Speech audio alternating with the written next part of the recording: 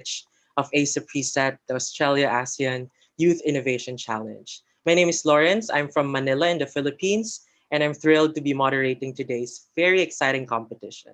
Well, we've all seen the tremendous amount of effort and creativity that all of you have poured into your work, and it's both inspiring and breathtaking. But before I proceed, I would like to thank and acknowledge the continued support of the Australia ASEAN Council for ASAP Reset and for other endeavors that the organization is doing. I'd also like to thank everyone joining us today from Southeast Asia, Australia, and other parts of the world who are tuning in on our live stream via YouTube and ASAP's website. So today is the culmination of an amazing journey that you young innovators with us today experienced for nearly 2 months. And Ace Preset has brought together outstanding young leaders like you guys from across Southeast Asia and Australia to develop your entrepreneurial capacity and boost your professional network. With over 1,000 registrants for the program, the participants underwent a process of upskilling through a three skills module, which equipped them with an understanding of developing a team vision, ideation techniques, and pitching strategies. Afterwards, the team had the opportunity to work and collaborate on their projects together with their teams, be mentored, and exchange ideas and insights through the second part of ASIP Reset, which was the sprint weekend. Now, five teams with the most groundbreaking project ideas are here with us today. We're selected, and over the past 2 weeks, these finalists went through a mini idea incubator where they had the exclusive opportunity to virtually connect and receive feedback from their mentors coming from various backgrounds and countries to help them refine their ideas and ultimately come with their best foot forward for today's live final pitch. Now, just to give you an idea, ASA Preset centers on the idea that we need to develop stronger people-to-people relations among youth across ASEAN and Australia. And we cannot emphasize this enough. As a young leader myself who has worked with young people from across the region, I've seen firsthand the importance of people-to-people relations, how it plays a key role in enhancing regional collaboration and promoting peace and prosperity across the region. As more than half of the population of Southeast Asia alone is under the age of 30, it is critical that the youth are equipped with the knowledge and skills to shape the future of economic and social linkages among our countries. And today, the public has voted, and from over 100 video submissions, one team will receive the People's Choice Award and win a cash prize of 750 Australian dollars. And one of our five finalists here today will take home 1,000 Australian dollars and be named the winner of the inaugural ASEAN Australia Youth Innovation Challenge. Now, before we begin with the final pitch, I know you're excited. I would like to call on the project manager of ASA Preset for the opening remarks. Jessie. Hi everyone, thank you again for joining us. Before we begin, I'd just like to acknowledge the traditional custodians of the country on which I'm hosting this event today, the Gadigal people of the Eora Nation, as well as the traditional custodians of the various lands on which we're all meeting, at least the Australians in Australia today. I'd like to pay my respects to their elders past and present and extend that respect to any Aboriginal and Torres Strait Islander people joining us today. As Lawrence mentioned, my name is Jessie and I'm the ASIP Reset Manager. On behalf of our ASIP Reset organising team, I just wanted to say congratulations to all of our participating teams, as well as, of course, the finalists who are pitching today.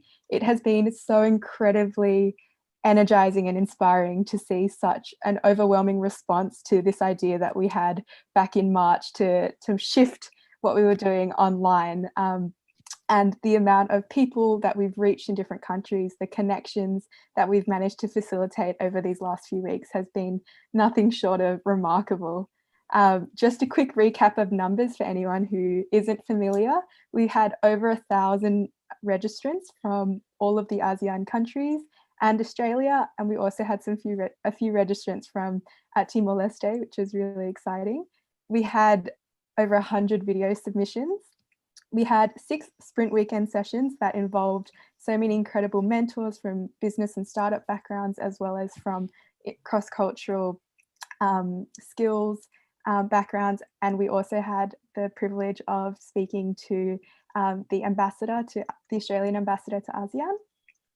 And of course, we had over 13,000 votes for People's Choice. So I think that in itself has been remarkable and a testament to how digitally savvy and kind of creative all of our participants are. So I just wanted to say again, a huge congratulations to everyone. We really hope that whether you decide to continue with this idea after the ASIP reset or not, that you've made some connections and developed some skills that will hold you in good stead into the future. So with that, I won't take over too much time, and I'll hand back to the very capable Lawrence to continue on with the pitches. Thank you so much, Jessie, for your warm words.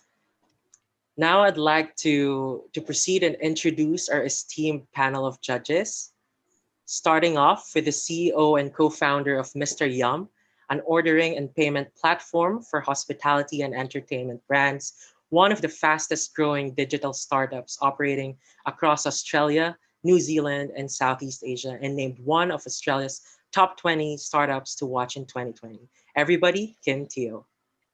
Thanks, mate.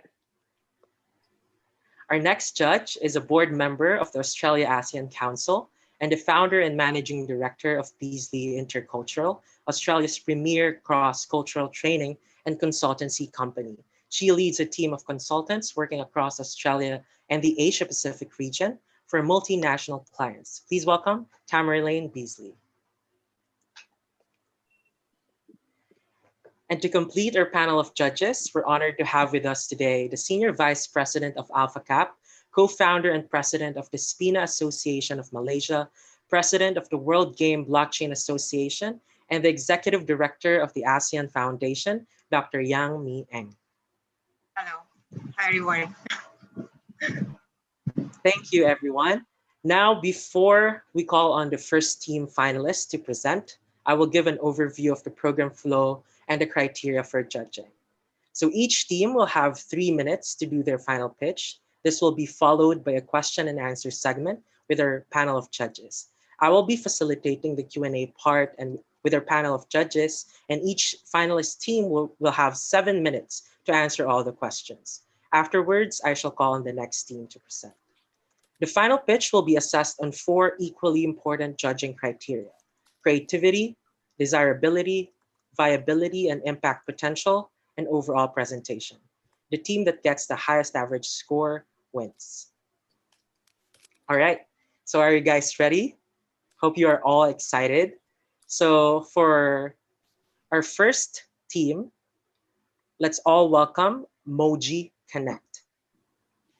You have 3 minutes to deliver your pitch, and you may begin in 3, 2, 1. Sorry, I can't turn on my video. Is that normal? Yes. Okay, so just the slides, so no videos. Okay, sorry, could we restart? Sorry. Cool.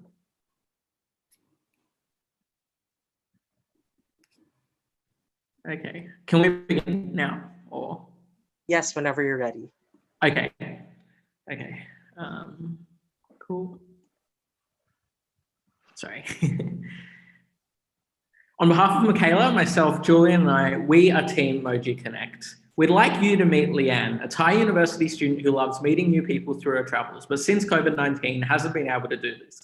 She's not sure what career she wants yet, but wants to make a difference. Brian, meanwhile, is a rural farmer in Vietnam. With his new smartphone, he increasingly longs to explore the places that he's seen on YouTube outside his small village. However, he is unable to afford the 200-kilometer commute to the city, let alone a flight to other ASEAN countries. These problems are the common barriers youth currently face when trying to connect and collaborate with youth across the region. Existing social media platforms also serve as echo chambers rather than providing accessible opportunities for forging new people-to-people connections. But what if an affordable and accessible solution that enabled youth to meet new people and collaborate during COVID-19?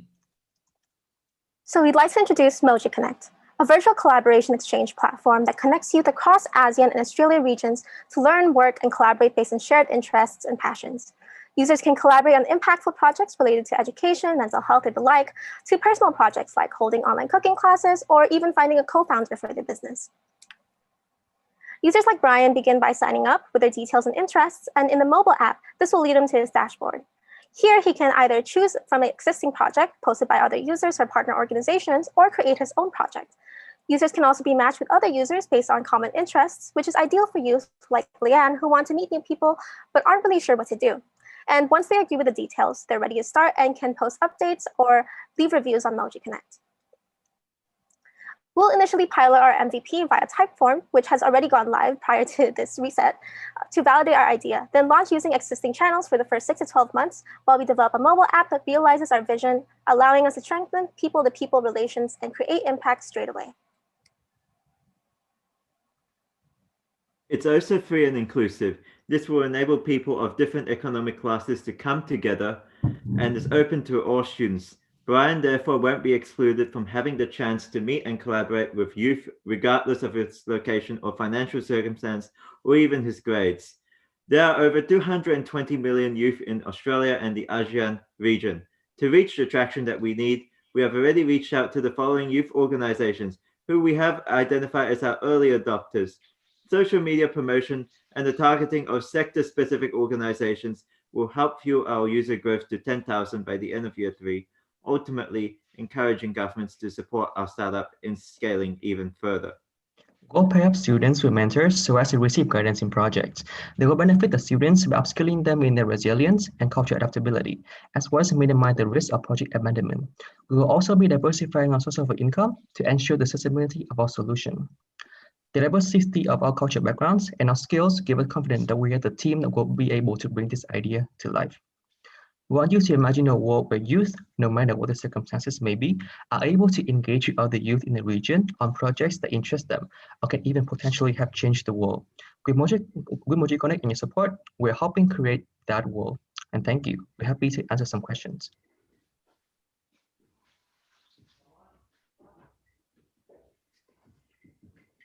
Awesome. Thank you so much, Team Moji Connect. Now we'll proceed to the question and answer part of the program. To ask the first question, may I ask anybody from our panel of judges to raise the question? Hi, it's Tamerlane. Well done, great presentation, and I love the idea of your project. I was just wondering, with the funding model, in the final tier, in the final stage, it said government. And I was just wondering if there was any other commercialization possibilities for the platform other than government, if that's a bit of a challenge.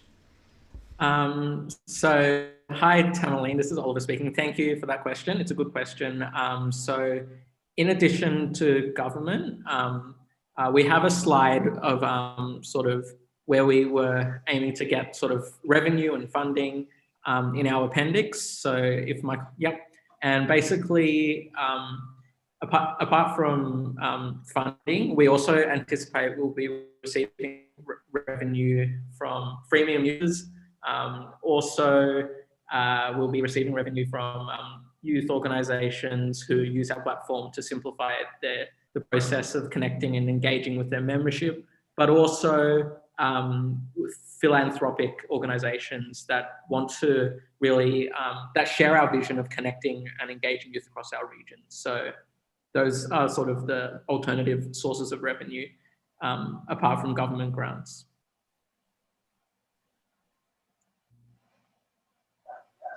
Thank you so much.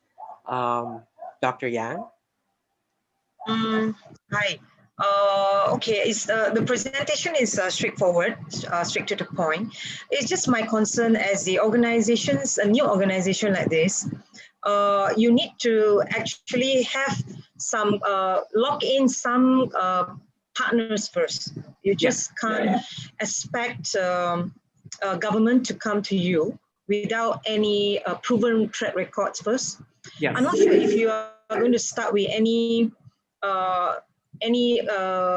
memberships drive first and prove yourself within 1 or 2 years. Have some successful projects to be shown, because for philanthropies and for government, definitely that kind of impact is needed, because there are like thousands of organizations, youth-driven right now. So what makes you stand out among all? So I have not seen a gist here, a unique propositions from your proposals that you are very different from others. So there is the biggest challenge. I think you have to give it a thought. Maybe you want to start because you wanted to have also memberships fee. Yeah? I saw there's a premiums and all that. Yes.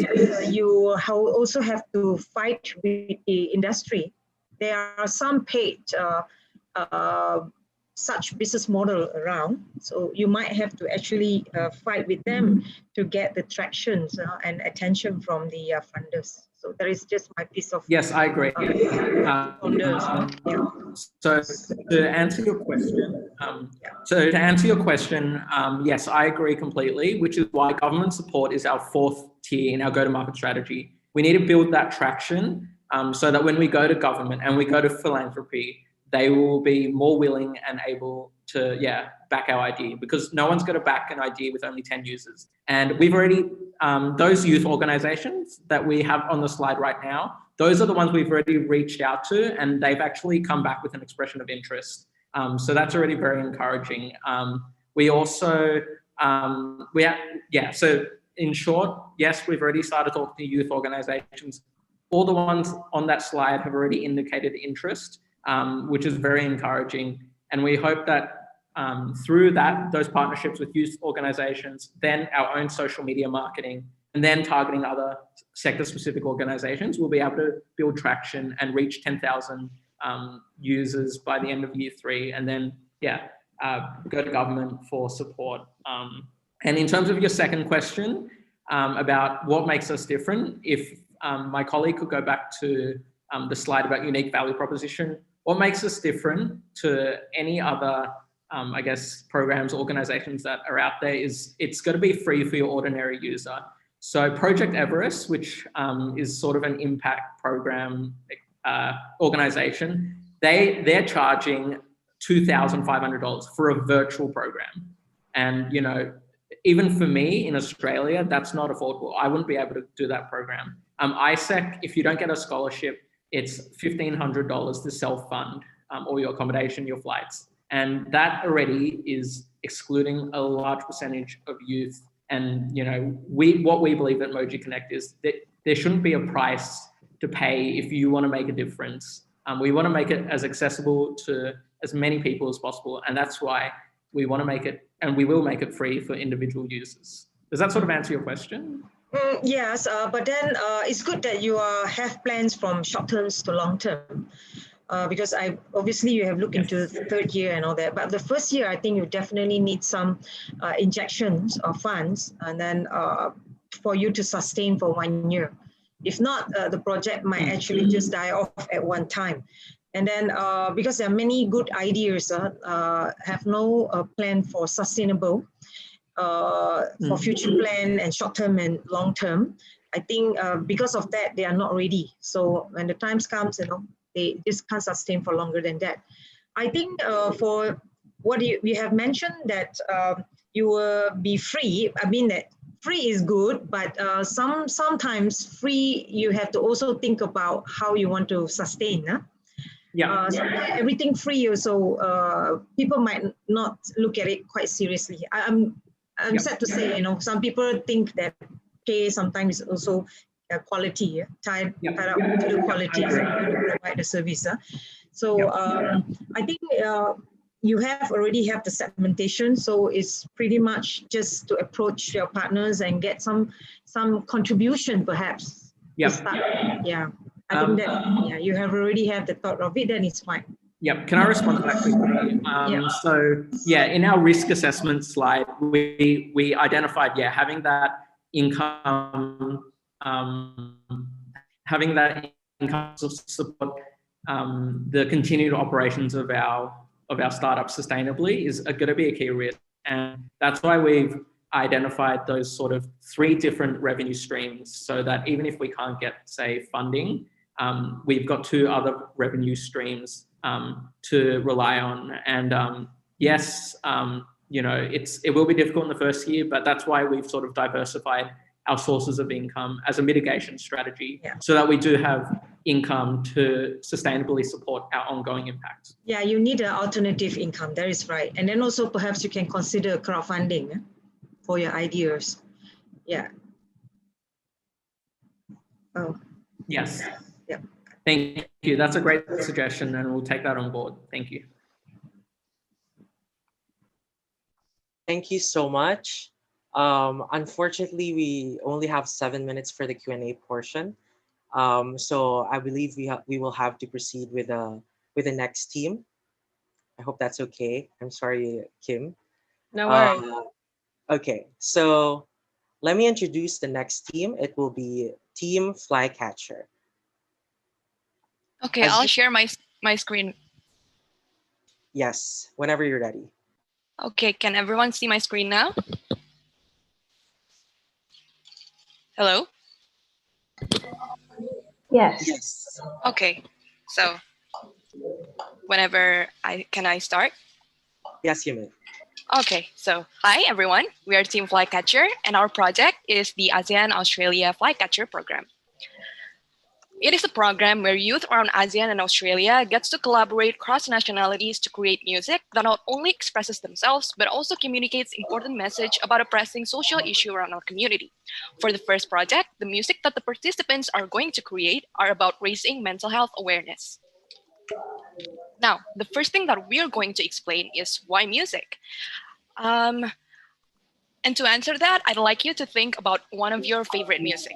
Play it in your head and think about how does that make you feel. Does it make you feel energized, or rather it makes you feel more calm? Is the music speaks about happiness or sadness? What is the music trying to say? Or has music connected you to a certain someone? You see, music is a language. It is a part of every known human culture. It can make us smile, cry, it can bound us to a certain people, bring us to a certain mood, and it can definitely make us move, both our body and our mind. We believe that around ASEAN and Australia, there are many youth who are passionate about music and would love to collaborate and create music that not only expresses themselves, but also conveys important message that they believe in. I am a musician myself, and I do believe that this is true. Though we also took time to conduct a survey to musicians around ASEAN and Australia and found out that 100% of them like to collaborate to create music together. 80% of them find it challenging to find people to collaborate with in creating music, and 100% of them would find it interesting and helpful if there is a program that would enable them to connect and collaborate cross nationalities to create music. So how does this program actually looks like? It is going to be divided into 3 phases. In the first phase, we are telling the audience about this program's existence by collaborating with our key partners, and we'll also have an online audition. In the second phase, selected participants will be teamed up cross nationalities and interdisciplinaries and be given education modules both about music and about the social issue that we're raising. In this phase, they will work together with the teammates to create music, which in the third phase will be launched as an album. Our primary revenue stream will be from sponsorships and partnership fee, secondary revenue from donations, and tertiary from merchandise sales, which includes the sales of physical album. So, ladies and gentlemen, this program do not only foster collaboration, creativity, and knowledge transfer between youth around ASEAN and Australia, it also helps us communicate about important social issues in an ingenious and relevant way. The album will be a legacy that will exist and be remembered for generations to come. That's from us, Team Flycatcher. Thank you. Thank you so much for your pitch, Team Flycatcher. Now we will move on to the question and answer segment. May I ask Kim for the question? Thanks, mate. Yeah, I really like, my partner is a musician. We have a music company. Well, he does. I just latch on, try to be cool. But yeah, like really understand the kind of connections that are created through music. So well done on like seeing that insight. I think it's really powerful. What do you think? What do you think is going to be your biggest challenge with delivering this program over the next 6 months? try not to think. I know there's a lot of conversation before about like a 3-year plan. To be honest, we've been running this DM for 2 years and I don't really have a 3-year plan. Sometimes you make one up for investors, but like, you know, you're focused on the 12-month plan and absolutely crushing that. And then you have a vision for 3 years, but you don't need a concrete plan. What does your next kind of 6 months look like? And what do you think is going to be your biggest challenge? Okay, so we think that our biggest challenge, I'll start with, we think the most valuable resource that we need is going to be our key partners. So the partners and the collaborators that is going to support us and work with us together to like reach our customers, which includes the beneficiaries, which are the musicians and also the sponsors. So getting like those powerful and dedicated partners, be able to convince them that this is the project that is worth doing, will create impact and will be sustainable, is going to be our main concern for the next several months. Do you need the partners to gain traction? Yeah, including gaining tractions. Yeah. I mean, do you need them? Like, do you need partners to? Oh yeah. Bring this together? Yeah, I think so. We think of, for example, we wanted to be able to collaborate with, for instance, musicians, professional musicians, existing musicians who could be key opinion leaders, and then also like musical communities, clubs. So we need those to be able to like really get to our target audience. Yeah. Okay, cool. On that, like, as if that was your biggest challenge, I think my advice there would be like to start really small. Just try and find like one key influencer, one key venue, like, you don't need multiples of these things. It's kind of like chicken and the egg scenario. If you can create one great project and you can use that as a case study, you can get more partners. So don't expect to like line up all the partners in a vision, just get like 1 or 2 and then, you know, get the projects happening, delivered out of those 1 or 2 partners or delivered in partnership. And then you've got a case study that you can do the rest. Cool. Thank you so much. That is really cool. Yeah. Thank you for that. I believe we can accommodate one more question from our judges.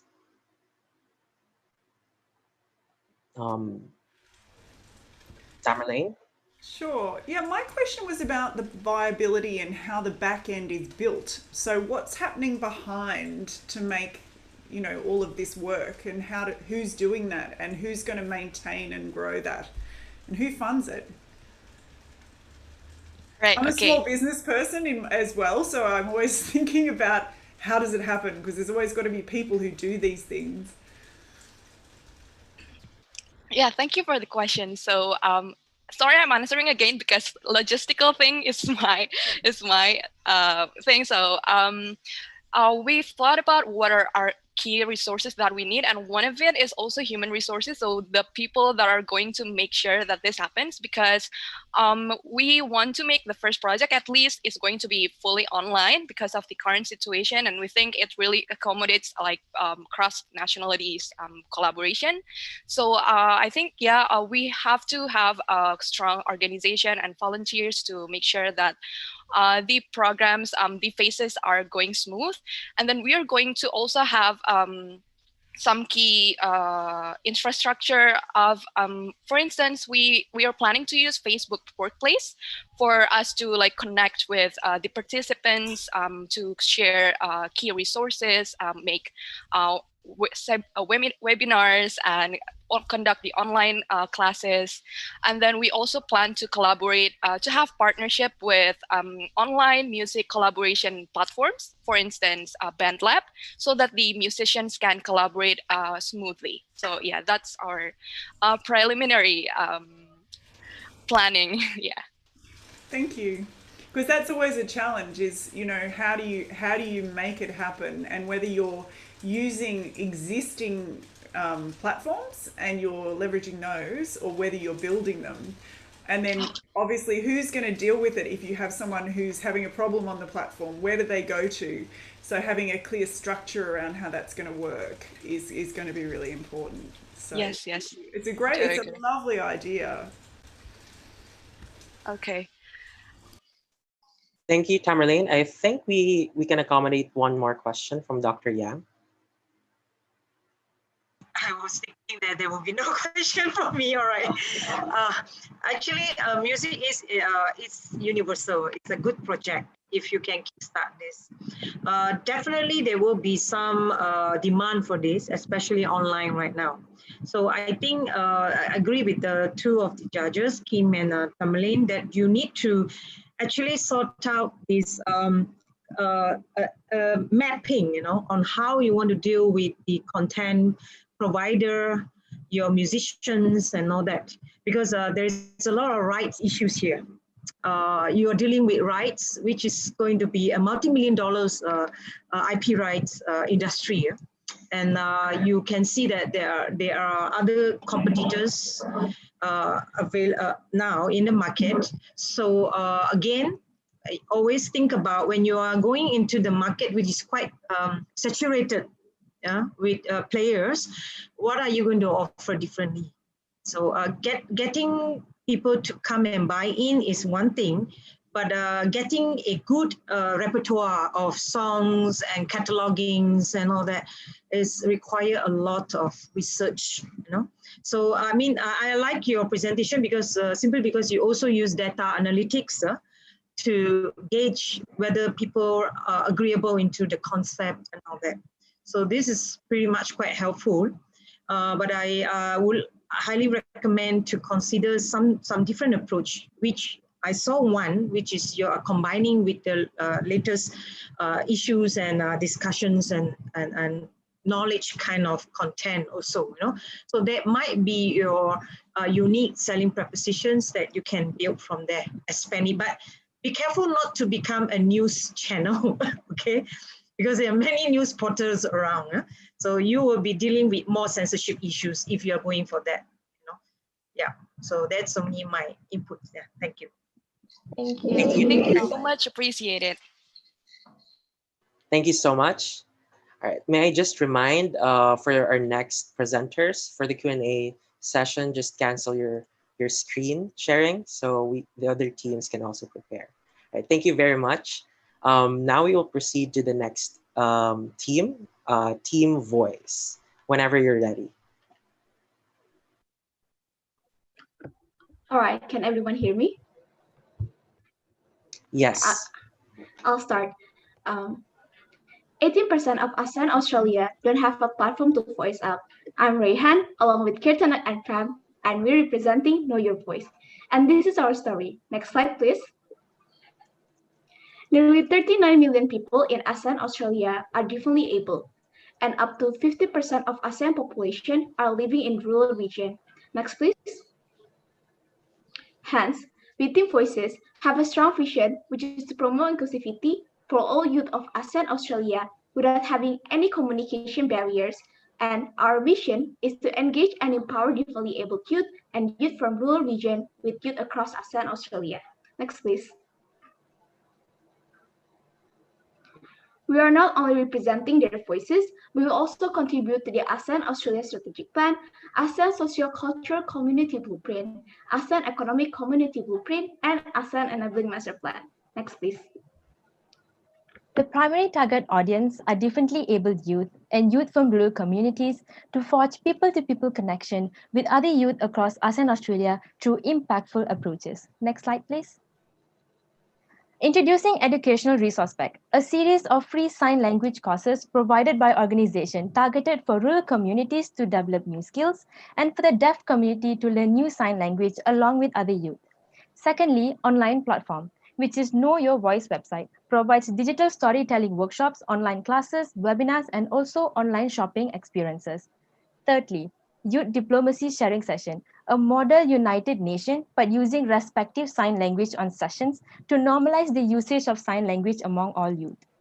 Also, Culture Boxes, an initiative to support SMEs and MSMEs from our disabled community partners through selling goods from preferred ASEAN and Australia countries to be delivered to your doorstep. And lastly, our Ambassador Program, an annual recruitment gives equitable opportunities to all youth to participate in continuing to empowering respective communities. Next, please. Moving forward to the financial, the allocation for the ASEAN List 2020 grant investment would be as follows. 30% will be allocated for the formation and website development, 30% for listed programs, 20% for marketing purposes, the last 20% reserved for the future fund. Potential grants will also be sourced from YC seats for the future grant 2021. Next slide, please. The milestone will be divided into 3 phases, which are the formation of organization and website development, listed programs, and future programs from present till upcoming years. Next slide, please. Our potential stakeholders are our collaborators from various organizations across ASEAN and Australia region. Next slide, please. Again, we are Team Voices, and we are the voice for the voiceless. Thank you. Thank you so much, Team Voices. Now we will proceed with the Q&A portion of this presentation. May I just ask you to cancel the screen sharing? All right. So anybody from our panel of judges? Hi. Yeah, great presentation. Thank you to the presenters. Thank you so much. My question is about different abilities, and you've talked a lot about hearing impairment, and I was just wondering in terms of the range of disability, like for example, is your website going to be WCAG compliant, so Web Content Accessibility Guidelines, and how are you going to deal with that? And also if you're involving people with disability in your team and in the project rather than speaking on behalf of people with a disability. So they're my 2 questions. Thank you so much for the question. I'll be answering that. As for the domain and the website, that our main domain is our website, Know Your Voice website. We have already researched about it and also contacted about few domain people who work on it. So we are going to implement, if we are going to implement the website, we are going to use the ALT feature, AI Navigator, and also the subtitles, which are all the applications that help those with disabilities, especially deaf communities. It works as a screen reader for them and also helps them to access the website, and it's user-friendly for disabilities, differently abled youth. And these are not high technology, it is accessible, and it's already even in our smartphone, in iPhone, and also in website, it's accessible as well.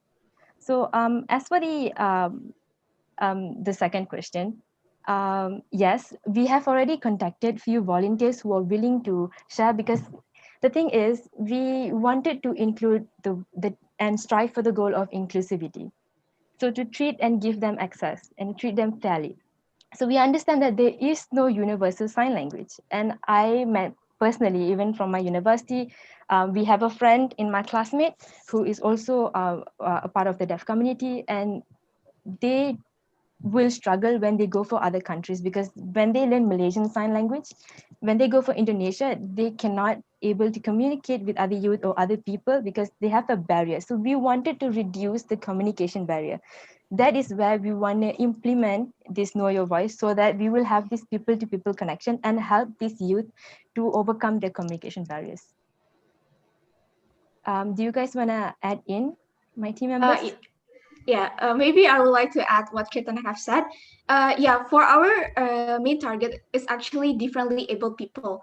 But for now, one of our key program is actually the sign language from different ASEAN and Australia countries. But in the future, we also have a specific program that could be empowering for other differently abled people, such as blind people. Maybe we'll have a podcast and other similar programs in the future.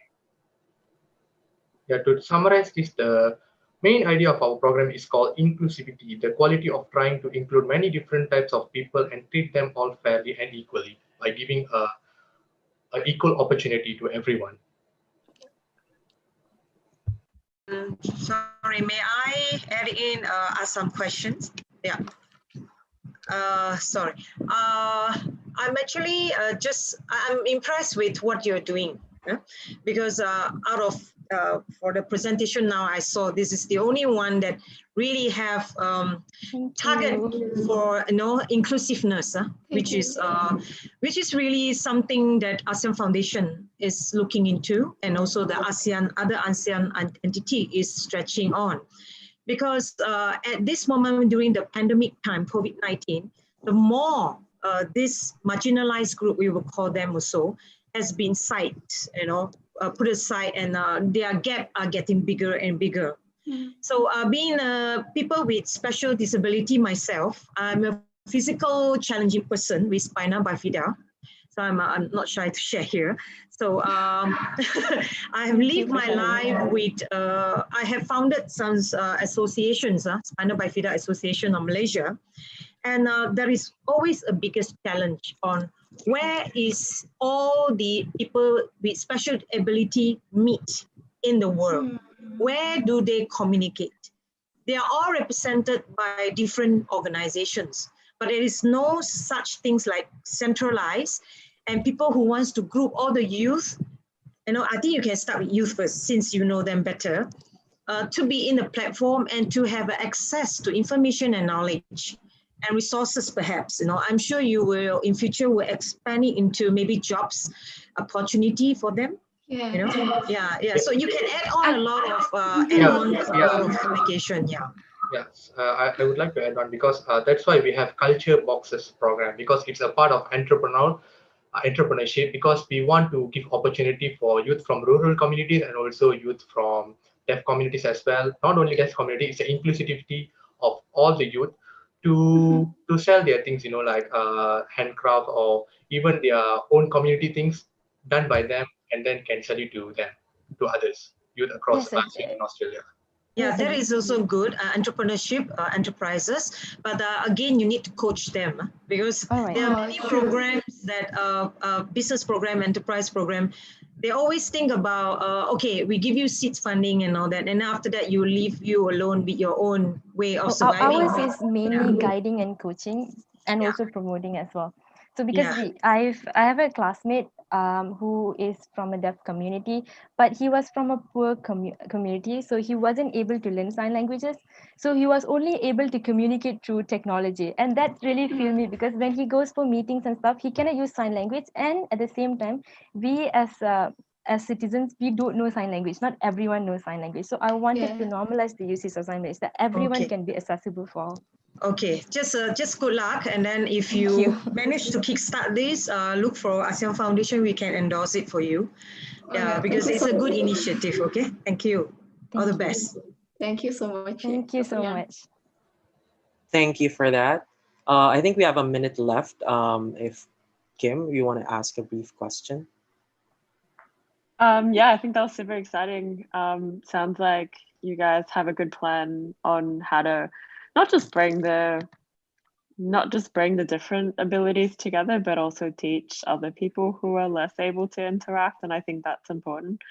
What kind of, I'm just curious, like how far have you come in terms of actually starting to run like sign language classes and things like that?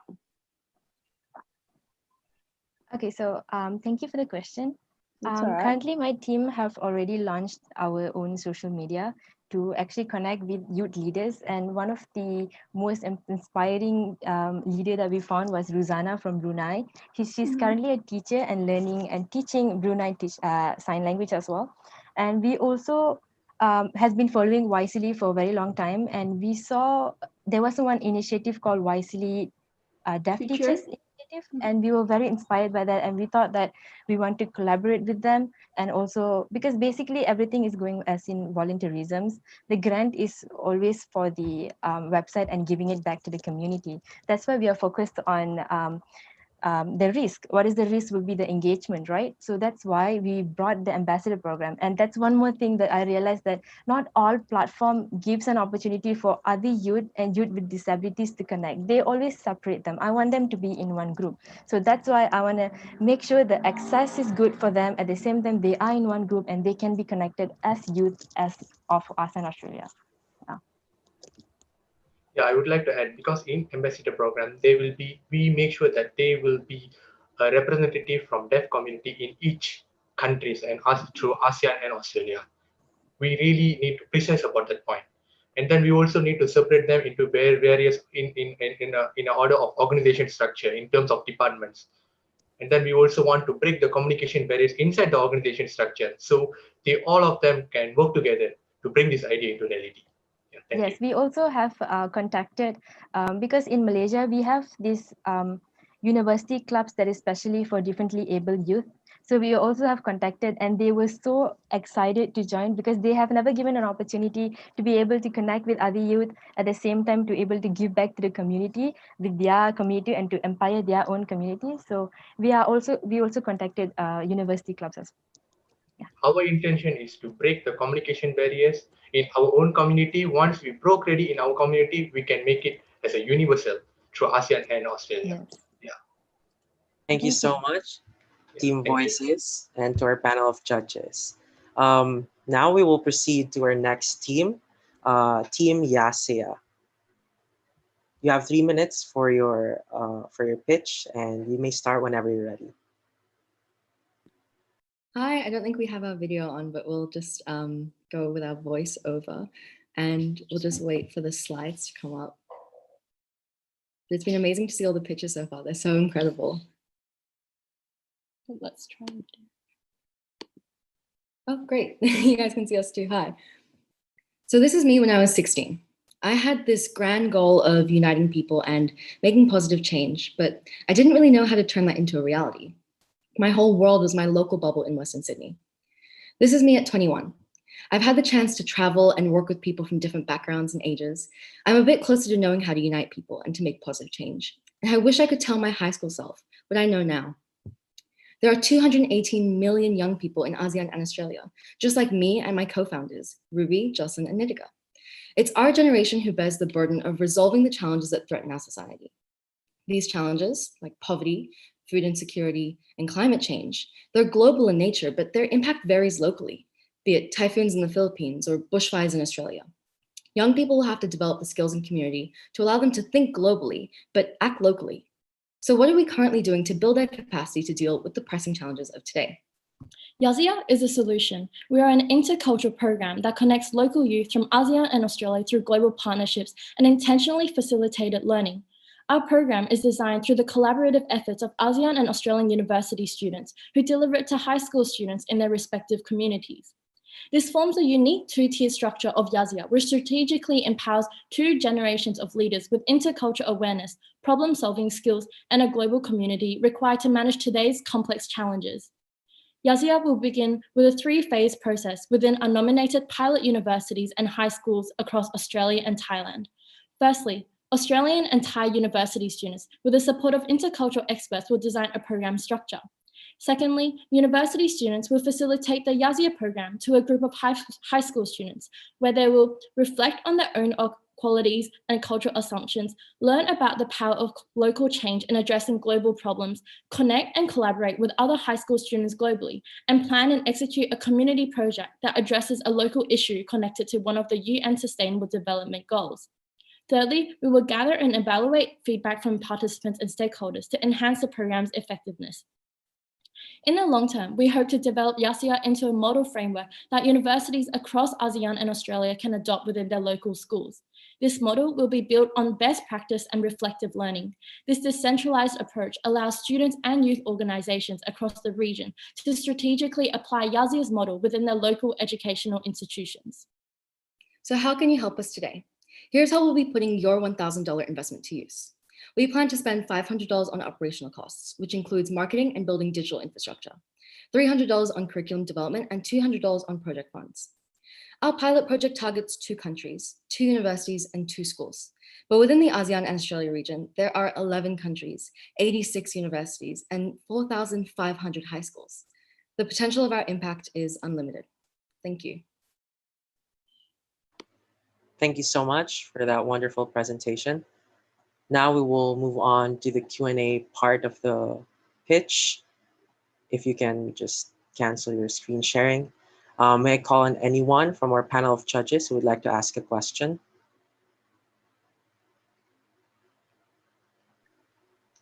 Kim? I love being put on the spot. I really love hearing stories. So yeah, I'd love to hear what kind of connections you've already started to make and what kind of projects you've already started to work on. So yeah, if you've got some examples of where this program has brought something to life, that would be, yeah, really good to hear.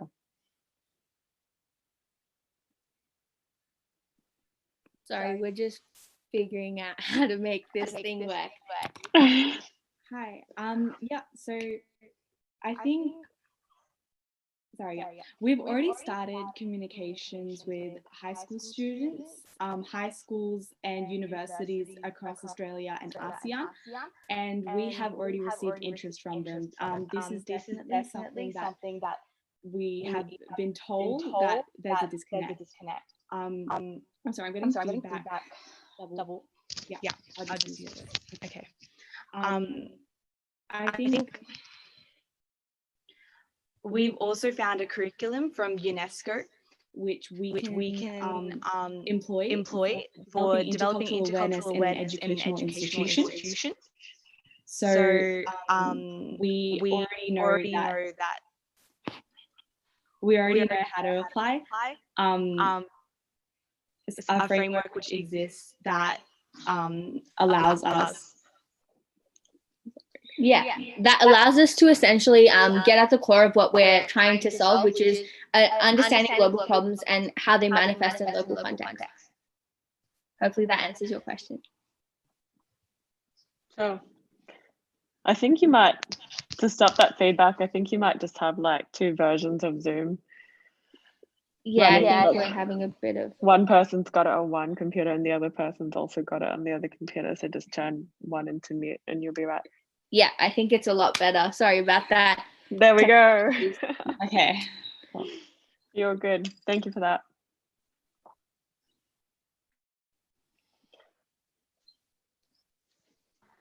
Thank you. May I call on another member of our judges? Sure. If I could just ask, between Australia and Thailand, if this is a project that's going to start with those 2 countries, what's going to be the way people communicate? Because obviously language might be a challenge. So how are you going to get around that, or how are you going to enable that communication? Yeah, that's definitely a very valid question. I think initially, as we're testing the feasibility of our project and seeing if how we're going to implement curriculums and that sort of address our global local aspect, we would focus specifically on private schools and schools that have curriculums like IB implemented, just because the barrier of language is something that we won't have to tackle initially. Instead, we can focus on delivering curriculums within Australia and ASEAN, the ASEAN countries that focused on that address the key program objectives that we're trying to target. But of course, over time, we would try and sort of go into schools that are more public or private schools that sort of have English as a language embedded within their educational system, and then try and get that working. But I think initially, because we want to test the feasibility of our project, we would specifically target private and schools that have IB curriculum. Okay, thank you. Thank you. Dr. Yang, do you have any questions? Actually, looking at it, it looks like a consulting company, isn't it? Project consulting company? Or is, because I saw that you are also pitching for funding. That means you're telling people that I can do something for you. You pay me 1,000 and then how I'm going to use your money. That part is a little bit confusing for me because are you a fundraiser or are you a project managers, or you identify some needs and then you pitch for the funds, or how does it work, this mechanism? Yeah, I think you raised a very valid point. When we're talking about pitching competitions, we're thinking more competitions like AASYP, competitions that are sort of focused on building Australia-ASEAN relationships, or like that are more social enterprise focused, that are focused on making a change in the world rather than startup focused enterprises. So as yasia, we would be an organization that sort of focuses on the development and execution of a curriculum that sort of managed by university students but delivered to local high schools. So we wouldn't necessarily be a consulting company, more so a platform that a youth-led platform for youth on like that provides for a way to build global leaders who understand how to tackle the complex problems that face our world today. So that means that you will have, you are giving a platform for all these youth to be involved as also contributor and also in the education side. Yeah, more, yeah, definitely. As you are giving them some side income revenue streams, or how is it? Are they being paid? If you give them the platform, they come in and they contribute their skills. Are they being paid, or they just do it voluntarily? Yeah, so it will be more on a voluntary basis. So this program, because it's being specifically targeted towards high school students, we see the outcomes as students being able to gather a list of skills. So in our logo it says connect, reflect, and empower. So they'll this platform and this program will enable them to connect with students from across the world to solve local issues, to reflect on their own cultural assumptions so they can be better leaders and more effective in communicating when they're a CEO or a head of an NGO, for example, and empower them with the skills to solve problems. So it's more so it won't require budget. It's more thinking about what is your environment surrounded by, what can you capitalize on and make changes in small ways. Thank you so much. I think that will be the end of the Q&A portion. Now, I'd like to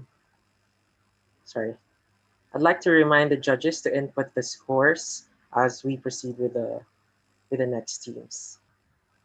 All right. Thank you so much for the teams that have presented. Now we will move on to the next team, Your Mate. You may start presenting whenever you're ready. Okay, wait a second, please. Sure. Okay.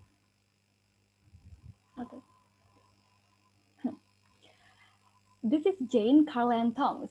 They are university students that plan to go studying abroad once they will graduate, but there are several problems that they are facing when they try to run research on the internet. First, there's a lot of information on the internet, more than 200 million search results about scholarship and study abroad information, especially in Australia and ASEAN region. Not only that, there is too much information, but it is also not specific. Most of it is only talking about how to register, basic requirements, and overview about the particular program. And based on the survey that we have done to 200 respondents, 85% of them says that it is hard to find and talk to someone with the same interest. And with all of the problems that I mentioned before, representing you, Your Mate, any student one-stop shop for education opportunity to study abroad. We have this chat feature where user will be able to communicate through chat with students all across ASEAN and Australia. In mentorship feature, we'll give users an exclusive content about university, tips and tricks, and many more. And the last is Your Mate as an information provider. We have our own database which provides user with all specific information correlated with studying abroad. And why it should be Your Mate? With Your Mate, user can get all information just in one place. Our chat feature able to strengthen connection between students in ASEAN and Australia. And with this feature, user can experiencing real talk with native and exchange information just like when you are talking with your friends. And Your Mate also accessible for everyone. We didn't put any extra charges to use this main feature, and our database was an open source database. It means that everyone can expand the database and make it more complete. Based on the research that we have done, the result shows that there are more than 35,000 of serviceable obtainable market for Your Mate, and these are Indonesian students in Surabaya who wanted to pursue study abroad.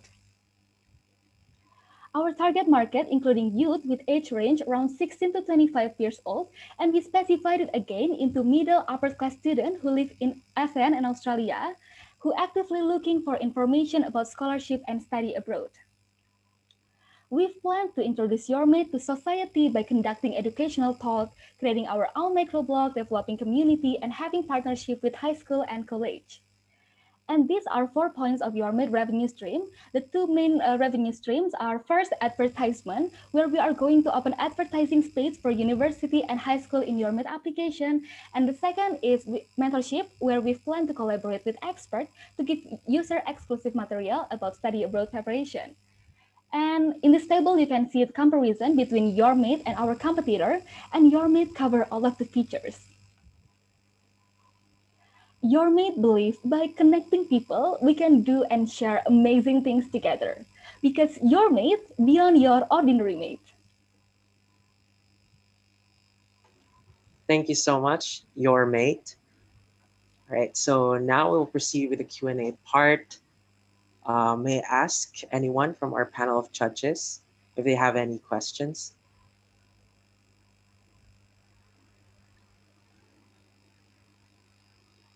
I don't want to put anybody on the spot again. So if anybody has a question. Yeah, I can jump in. I think it was I thought of all the pictures, it's like a real problem and like very specific problem.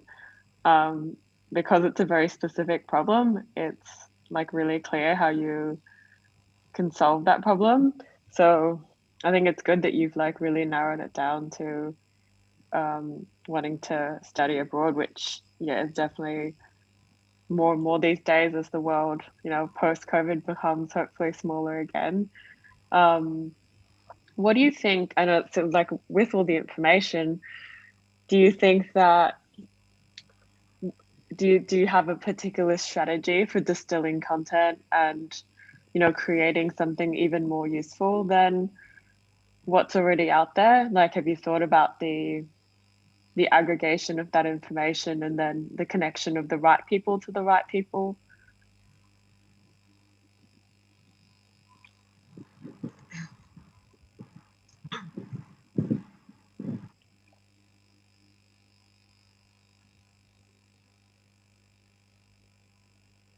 As someone, that's all. Sorry. I'm sorry. I'm trying to get the question. Can you try to ask that again, just to make sure that I get the clear question? Yeah, how are you going to connect the people like this? The problem that you're trying to solve is that there's a ton of content out there and it's all very scattered and it's not very curated, and content curation platforms are really they're challenging businesses to build in the first place, and connecting one person with another person is as well. I guess, do you kind of feel like there's an easy place to start? Like, might it be people specifically trying to get to Australia, or like people specifically trying to get to a university program that has a 6-month scholarship in a particular part of the world, just as an example? Okay, so if I'm not mistaken, are you asking about how can we really get the people-to-people connection in this application? Yeah, like how are you going to create more singular, like there is so much information out there right now, and that's the part of the problem that you're trying to solve. Like, how are you actually going to really narrow it down to? Okay, so we actually cover all of the problems in our features. First of all, to make sure that we have this people-to-people connection and relation, we provided in our feature, there are chatting. And I say that with our chatting feature, it can let people all across ASEAN and Australia to have real talk. And also with the information provider, we collect all data from all sources, and then we do the selection, and we put on some categorized. So when user wanted to find the specific information, for example, study abroad to Australia, they just need to open our information database and it will be there. Like they don't need to find information like too broad, because we actually are summarizing it in our information database.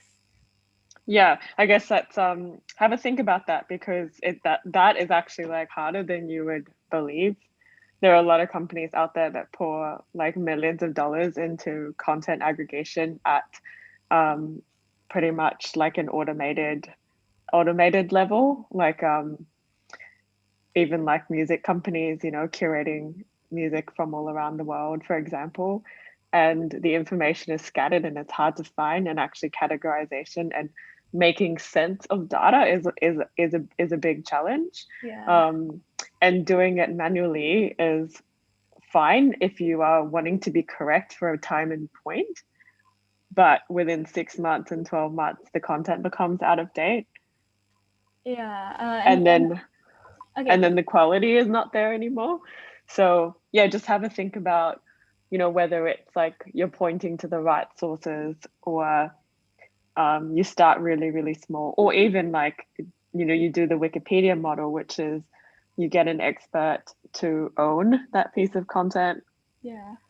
And it's up to them, and it's got their name on it. Yeah, just have a think about how you can keep information up to date, because it's a big challenge. Okay, so I want to add some answers. So Yeah. we try to keep the information up to date by first, we actually make the information database in YourMeet to be an open source. It means that YourMeet users can also put their own information, for example, study abroad information in I don't know, some country in ASEAN, they can put information in there, but before they can have their data in our database, we have the selection.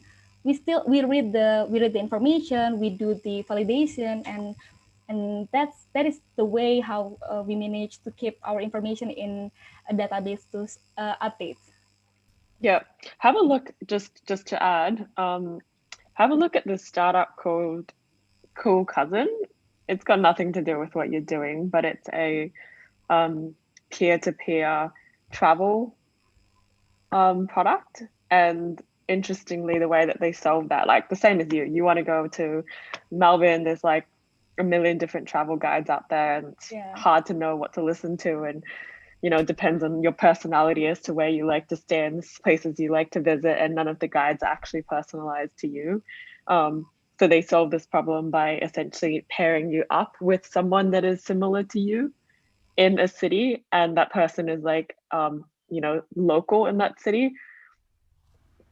So I think it's got a lot of relevance to what you're trying to do. It may actually be some kind of funneling system to get a candidate to the right person, rather than providing like a Reddit style. Because like if you let everyone put shit up there, it just turns into Reddit. Yeah.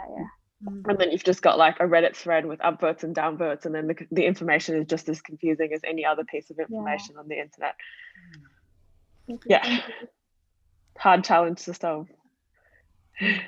Thank you. Unfortunately, we've consumed the 7 minutes for the Q&A part. Sorry about that. That's okay. Oh, that's 7 minutes. No, it's okay. All right. Thank you very much, your team, YourMeet, for your presentation. Now we will proceed with the deliberation of the judges. They will have 15 minutes to do that. And I believe for the judges, you will be sent a different link for another Zoom call for the deliberation. Yes, so unfortunately, we haven't been able to actually set up the breakout room within this call. So judges, I will be sending you a private message right now with the link. We'll have an ASEAN team member ready, and they'll also have the link for you to jump back into this call. While judges are deliberating, we will still be having things happening in this call, so please continue to stay watching. Jessie, can I just check, yes. sorry, are you putting that on the chat field in private message, or are you emailing it? Private message in the chat field, you receive it now. Thanks. Sorry about that. Thank you so much. Perfect. You should all have received that link, judges. Please let us know if you have any problems. So when you're ready, feel free to leave this call, judges. We'll have our team members waiting, and they'll also have the link to rejoin. About 15 minutes or so, but we'll make sure to check in with our team if you do need a little bit more time. Thank you for that, judges. And Lawrence, back to you. Thank you, Jessie. All right, so once again, thank you, and a big round of virtual applause for our 5 incredible finalists. In the meantime, while we wait for the judges to deliberate and decide on the result of the competition, I would like to take the time and congratulate the amazing team and people behind ASEAN Preset, the wonderful organizing team who have worked tirelessly for several months to deliver what has been an extraordinary program that has reached and inspired thousands of young people in the region. This was headed by Jesse, the project manager, together with a team of incredible people without whom this wouldn't have been possible. We have Emily, Kay, Vivian, Imelda, Jenny, Cam, Liebing, and Michaeli. And on behalf of all ASIP volunteers, thank you for joining us and thank you for the job well done. In just a few moments, we will be awarding the winner of the final pitch together with the team that got the People's Choice Award and other highly commended teams from our pool of submissions this year. For now, may I call on Imelda, one of the organizers, to talk a bit about the projects of ASIP. Imelda? Thank you, Lawrence. Hi, everyone. Thank you so much for the final pitch. We got a lot of positive comments that this is going to be a hard choice, but for now, I will present to you what will be happening in ASEP after this in ASEAN Australia Strategic Youth Partnerships. So we are currently calling for submission for ASEAN Australia Review 2020. The abstract is going to be closed tomorrow, the abstract submission. And then we will also have a Break the Chain. Everything can be accessed in our link tree. So for everything that is happening in ASEP, all of the social media can be accessed in linktree /ASEP. So hopefully after this event, after this program, everyone can also still engage with ASEP by joining and seeing this link tree. Thank you so much. Thank you, Melda. Yes. Now, I believe the judges are just starting their deliberation. So we will first announce the 15 highly commended teams from 100 submissions whose creativity and innovation are worth recognizing. I would like to call on Jesse, the project manager, to present the 15 highly commended teams. Jesse? Yeah, apologies. I think I'm having a few problems with my video. Imelda, if you have the screen ready to go, that might assist with, yeah. Perfect. So we don't really have a drum roll, but hopefully virtual drum roll would be okay. So congratulations, of course. It was such a pleasure to watch all of the videos. We could tell that so much time and energy were put into all of these videos, especially because a lot of these teams, we know that you had only met just over 2 months ago. So it's such a testament to being able to develop those skills of working remotely, working online with people that you're just meeting. So yeah, a huge congratulations to you all. We hope that out of the program, you've gained some skills that you can take into your work, any current projects you're working on, or continue with what you're doing that you've developed out of this ASIP reset as well. So with that, the highly commended teams. Ready, Imelda? Oh, so we have all of these teams listed here. I'll read it out so it's a bit easier. Komoda, Ventura, Travos, Evolve, Team MM, Diplomatic Detective, Altaloon, Team Up, Sin Team, Remix, Passion Hub. I'm realizing now this is, I think, the top 20. So apologies for that. We clearly have just been a bit frazzled. Digital Wizard, Team Forge, Team For the Win with a very fun stylized eye, the Youth Bulletin, the Creamer, Spirizon, AAY, Y2Y, Team Secure Philippines, Team Via, Rome, and VO Link. So congratulations to the highly commended teams. We have announced, I know that we will be sending out all the certificates on Monday. So if you're part of a highly commended team, you will be getting certificates but everyone will also be receiving certificates of accomplishment, because we do know that a lot of effort and time has gone into these projects as well. So a huge congratulations again from me. I know that all of your work with promoting your People's Choice as well has not been overlooked, and we would really encourage you, if you are interested in continuing to develop the ideas, to continue to reach out to the connections that you've made throughout ASEAN Reset, as well as the ASEAN team members. I think sometimes it's easy to forget that we are all also youth volunteers just like you guys, and we're really passionate about connecting and bringing people together. That's why we've decided to organize something like this. So feel free to reach out to us at any point in the future as well. Fantastic. And back to you, Lawrence. Thank you so much, Jessie, and congratulations to our 20 highly commended teams. All right, so next up, we will announce the winner of the People's Choice Award. But before we do that, I'd like to once again thank the Australia ASEAN Council for making the first ASEAN Reset possible and for their continued support in various projects of the organization.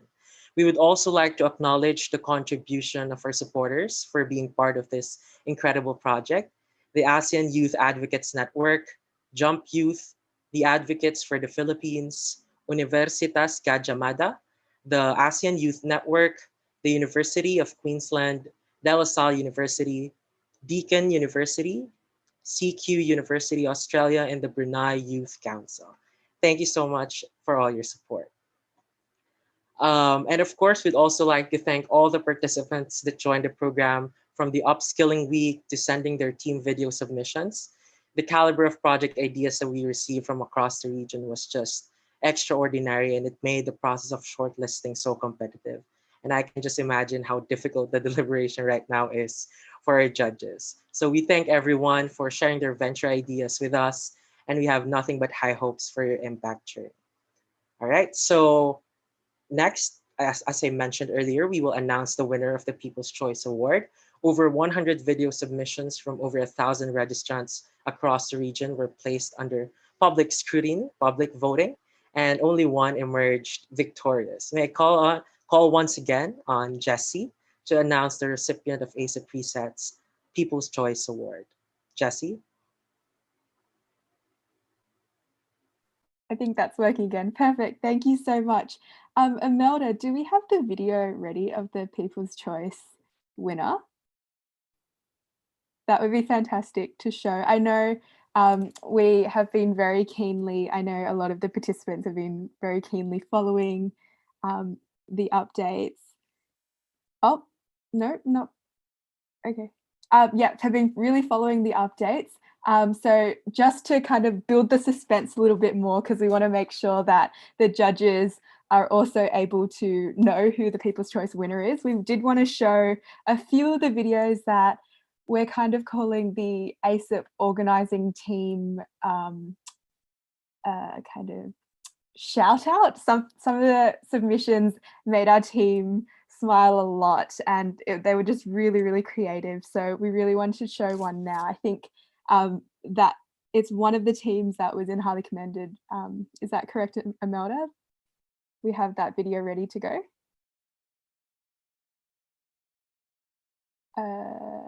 No, okay.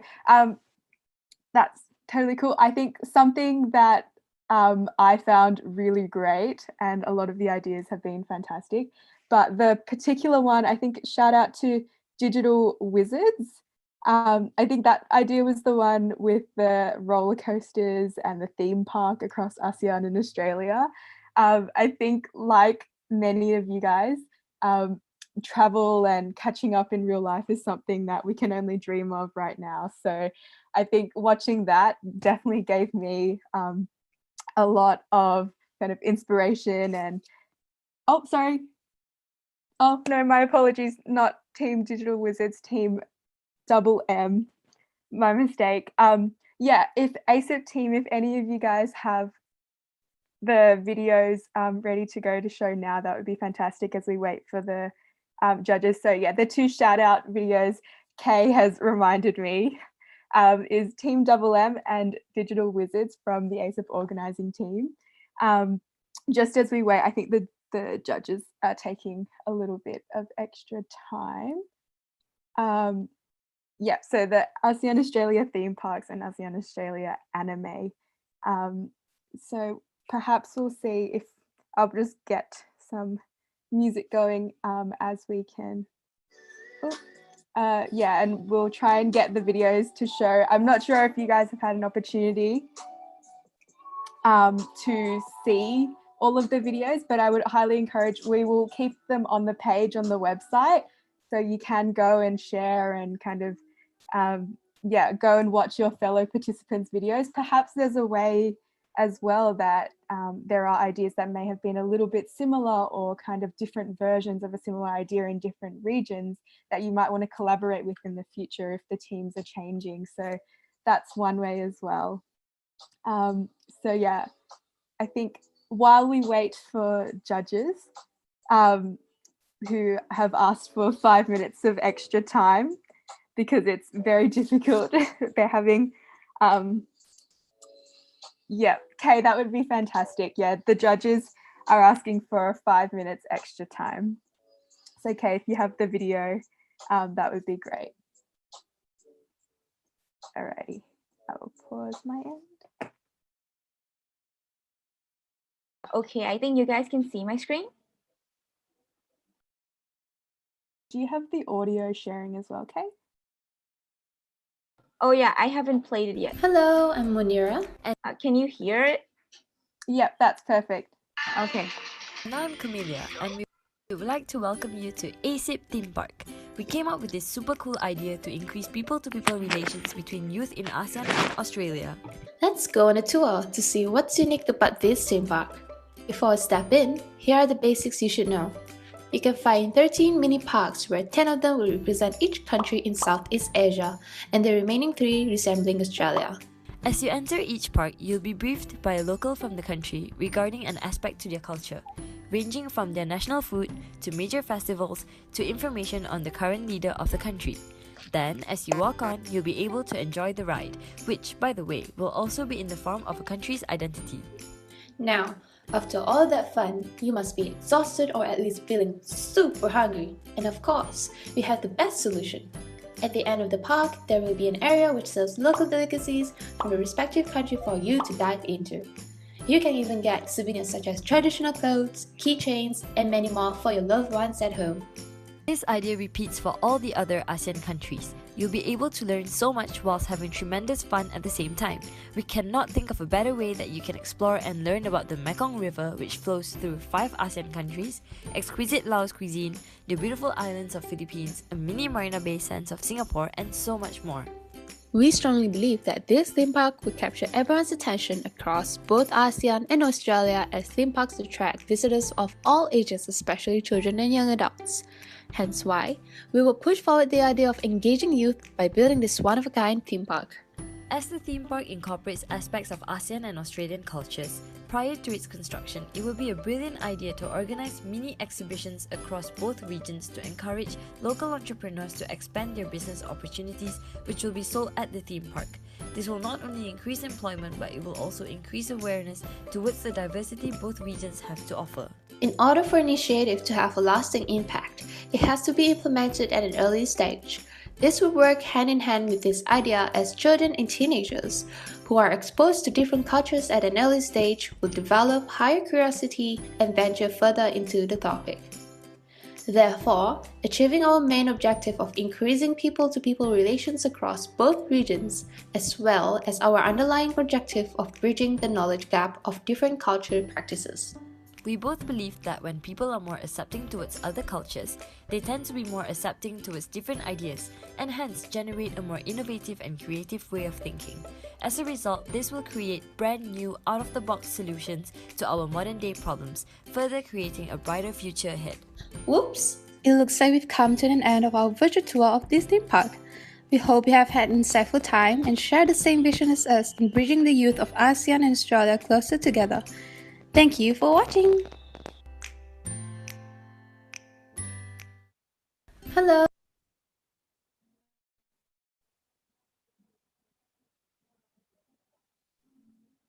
Perfect. Thank you so much for that, Kay. If you do have the second video ready, that would be great. I know the judges, they're really, I think, fighting it out in the deliberation room at the moment, but they should be ready to go in a couple of minutes. So just to kind of run down what will be happening when the judges return, we'll be showing the People's Choice winner first and their video. And then we'll, of course, very eagerly awaiting to hear from the judges for the final pitch winner. All right. Yeah, so I'll play the next video, the Digital Wizards. Fantastic. Thanks, Kay.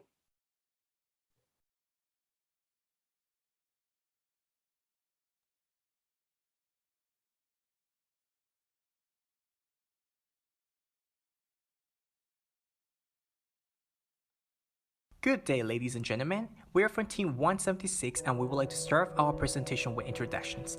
My name is Yewin Ang. My name is Kankai. And without further ado, let us begin. On interpretations of increasing youth-to-youth interactions between ASEAN and Australia, the focus of our team is directed towards improving knowledge and increasing interest of youths in both regions to promote dialogues and increase further cooperation. ASEAN-Australia relations run deep. The two regions share a healthy commerce relationship as major trade partners. Cooperations in the fields of education, science, and commerce are plentiful.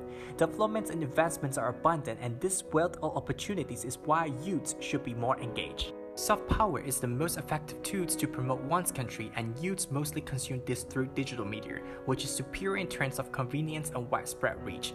Thus, the logical choice would be to make use of the digital media to promote soft power in both ASEAN and Australia. A country which has successfully spread soft power through digital media is Japan. When people hear Japan, anime is usually one of the first to appear on mind. Although foods and culture also come to mind, anime is the most effective tools to utilize due to its worldwide reach and acceptance. By making use of 10 of the most influential anime, a breakdown of their structure and common features reveals why it does so appeal to a young audience. The first factor is the inclusion of youths as main characters, which help younger viewers feel much more emotionally linked. The second factor is the presence of a slice of life genre which leans towards youths, increasing their relatability with their anime. And finally, the third factor is the representation of different parts of culture, such as food, social life, and spiritual places, which encourages researching and learning due to the increased curiosity. Thus, including these three factors should be a must in creating an anime for ASEAN and Australia. For marketing the anime, Hello Kitty offers a good case as its global expansion, easy to access merchandising license, and governmental promotion has led it to become a household name. Tesla is also an important case study due to its $0 social media marketing strategy. By hosting unique events, media outlets cover these events for free due to interest leading to free social marketing. Thus, when marketing to anime, combining Tesla's free social marketing and Hello Kitty's merchandising strategy is the way forward. Tourism in Japan has been increasing steadily, and since the introduction of anime tourism has increased dramatically in creating jobs for animators. Anime produced in ASEAN and Australia's usage of English appeals to a wider range of audience. Distinctive culture and the difference in Eastern and Western way of life provides advantages over Japanese anime. Online piracy, existence of pre-existing firms, and public views are risks which can be combated through free anime, governmental promotion, and increased exposure to English anime respectively. Increased interest by youths from both regions will open up future dialogue, eventually leading to friendship and future cooperation. Sustainability is achieved through increased tourism and job creation, fulfilling the goal of promoting youth-to-youth interaction in the long run. And with that, we have arrived at the end of our presentation, and thank you very much.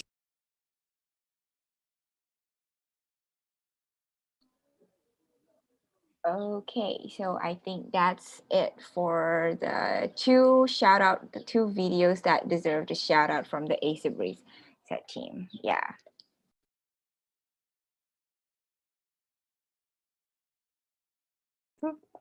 Fantastic. Okay, I will just play a little bit of music. We're just waiting for the judges to rejoin. Melda, if you're able to just share the holding screen for People's Choice, that would be great.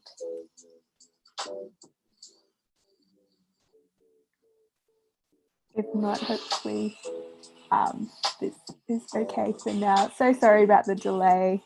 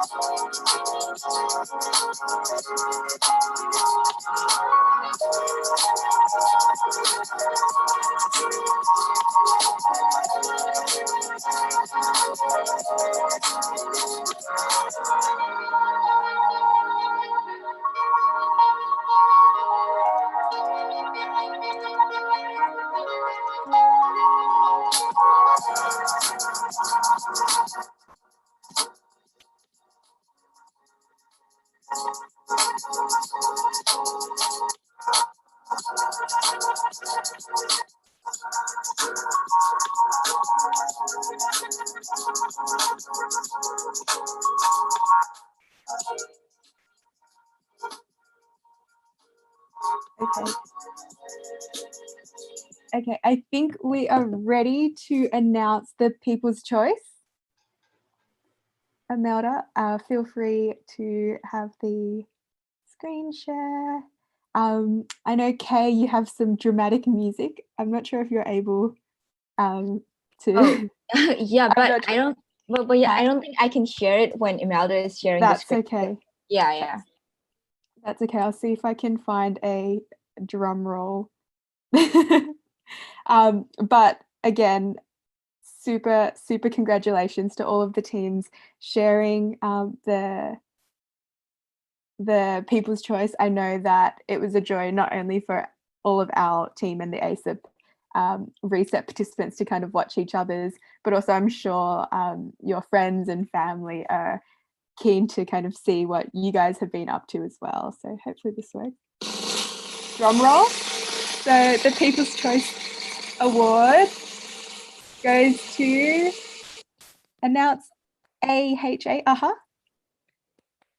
Oh, the AHA team is the winner. So congratulations to the, is it AHA or AHA? We would love to show your video now as well. Hi everyone, we are Team AHA from Indonesia and the Philippines. With the expanding influence of globalization, hard borders and no longer obstacles for collaboration, there is need to foster collaboration between ASEAN and Australian youth since the two regions are now more interconnected than ever, with collaborations in every aspect of daily life, from education to trade to policies. These collaborations have positively impacted ASEAN and Australian economy and quality of life. Therefore, youth as a future agent of change should learn to foster collaboration. Despite the importance of ASEAN-Australian youth collaboration, there is currently limited collaboration platform which facilitate networking and discussion. Furthermore, while there is a significant percentage of people with disabilities in ASEAN and Australia, ranging from 1.1% to 18% of the population from each country, we do not find any collaboration platform which consider inclusivity for everyone. This is where AHA comes in. AHA is a Tinder-like mentorship and friendship matchmaking platform. To meet personalized needs of our users, we match people with similar interests to start collaboration and discussion. We also ensure inclusivity by making our platform easy to navigate for youth with disabilities, such as by including virtual audio assistance for people with low vision. To use AHA, firstly, each user will be required to sign up manually or with social media platforms they have.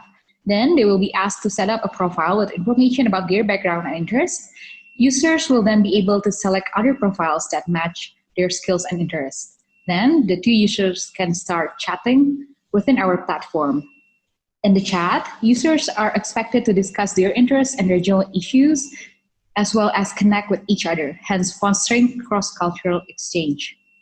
To develop AHA, we will first do market research, product development, and funding application from October to November 2020. In December 2020, we will do pilot launching to 2 countries. Full-scale launch will be conducted in January 2021. We have identified several implementation challenges. First, they may be misuse of application for purposes other than networking, to which our solution is to develop a robust user reporting system. Second, to enable wide user acquisition and retention, we will market our product using social media, competitions, and rewards systems. And lastly, to ensure data privacy and security, we will consult with data security experts during the product development process. Our prospective partners for funding and marketing are ASEAN Foundation and AASYP. We believe our team is the best team to bring AHA to life, since we comprise of multidisciplinary international members with experience in entrepreneurship, technology, and youth and inclusivity. Thank you.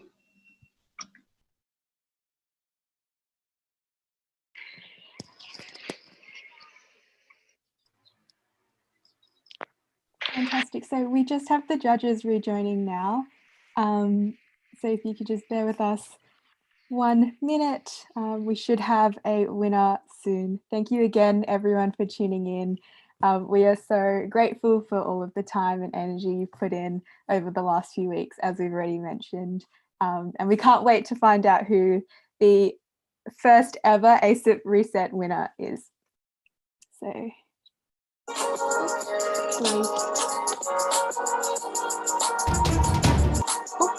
oh, have you got some dramatic music, Kay? That might be good to get everyone excited. Yes, I got it. So I'm gonna share the sound right now. Go for it. Just to bring out the excitement of everyone.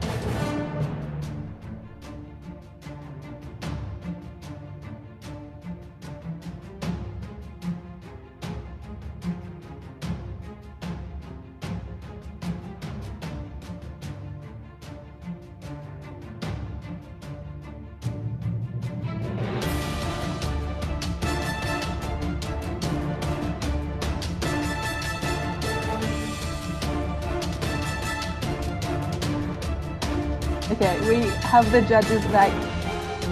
We are ready to go. Fantastic. Thank you again, everyone, for your patience. Fantastic. Thanks, Kate, for the suspenseful music. I think we're all adequately excited now. I'll hand it back over to you, Lawrence. Thank you. Welcome back to our judges. I know it must have been very difficult to make a decision. So we just announced the winner of the People's Choice Award, Team AHA. So congratulations once again to them. From almost 3,000 votes from across the region, they garnered 22.3% of that. 13,000, yeah. Yeah. So that was a lot. So congratulations. Now, I would like to ask the members of our panel of judges to give their final statement to our teams, and then we'll proceed with the announcement of the winner. May I call on Dr. Yang? Would you like to start? Okay, thank you, MC. Thank you, Lawrence. Things that today, thanks for all the hard work that the organizing committee has been doing. I know that 1,000 over participants. So it is very hard for us to actually select the winners. But of course, we already know who is the winners right now. So to all the 5 teams, the top 5 teams, we just want to say congratulations for shortlisted and for reaching this level. It's not easy to reach to this level. So we are very proud of you. Whatever the decisions, results later, I hope that all the 5 projects will be launched, will be kickstart very soon, and don't stop anywhere. Try to make as much as possible what you have trying to propose. Use all the opportunity and platforms you have and resources to actually launch your project. Thank you so much and all the best. Bye. Thank you, Dr. Yang. Tamerlane. Hi, everyone. I just wanted to say how incredibly difficult our job was. And if we had our way, we would have actually given you all the number 1. It's an incredible amount of work you've done. So congratulations. I'd also like to agree with Dr. Young in terms of getting this far from 1,000 to 5 to make it to the top 5. Make sure you put this in your CV from here on. I was one of the top 5 of 1,000 in the AASYP reset competition because it's an incredible achievement. And well done.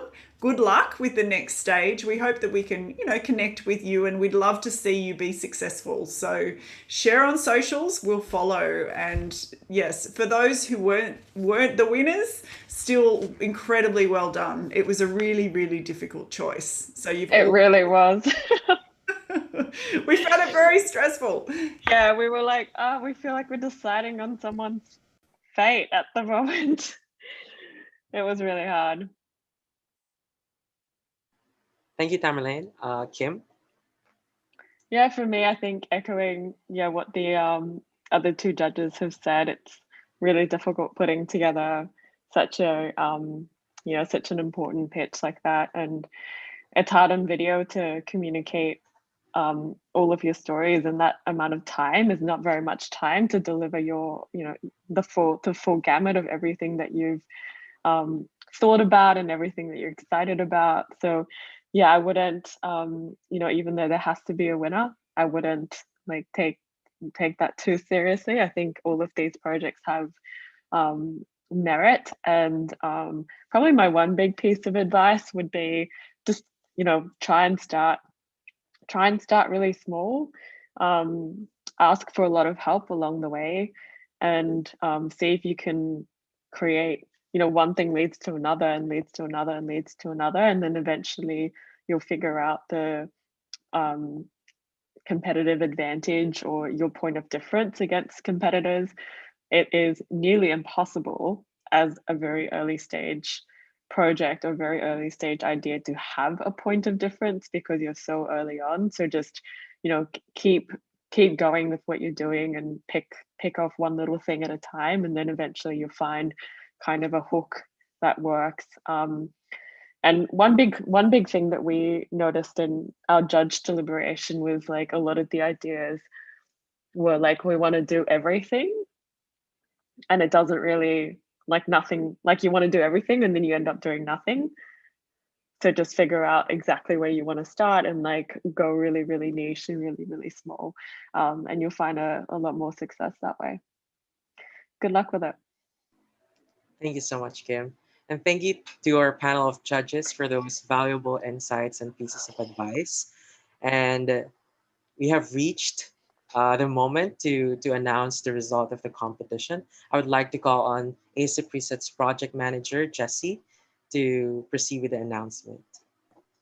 Thanks, Lawrence. I won't delay any further. So thank you again, everyone, for your time. Thank you, judges, for your insights and expertise. It has been an absolute joy working with everyone on this project. So without further ado, third place. I'm not sure if we have a drum roll, but we can imagine one in our minds. I think we do have a drum roll. Okay. Okay. Nope, it doesn't work. Okay, no problem. In third place, Team Moji Connect. Congratulations, Moji Connect. And in second place, we have Team Voice. Congratulations, Team Voice. And finally, I'll do a little drum roll from my end.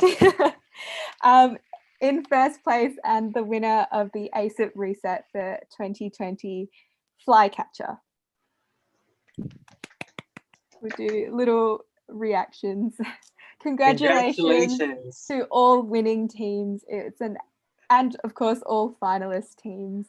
It is an absolutely huge achievement, and we are so excited to see what happens following Reset. This is only the start of something much bigger. So yeah, congratulations again. Thank you everyone for your time. Perhaps if you want to say a few words, feel free, Maya. Oh, I'm sorry. I mean, very, very honored.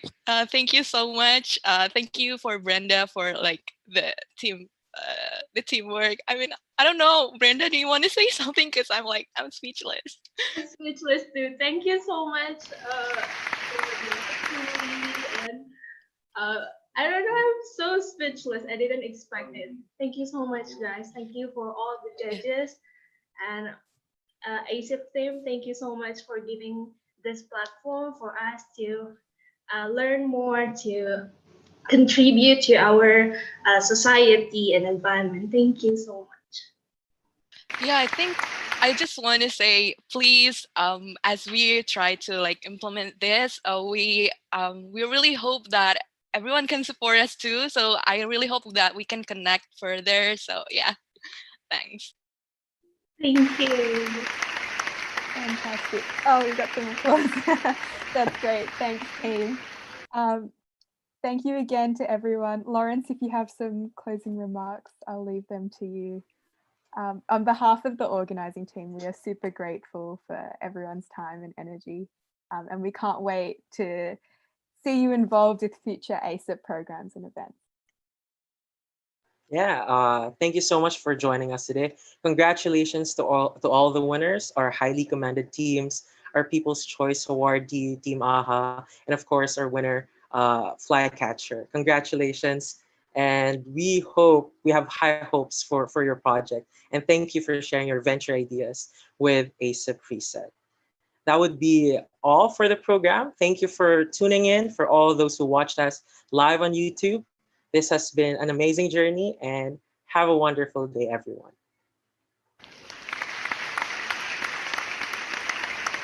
Everyone, thank you.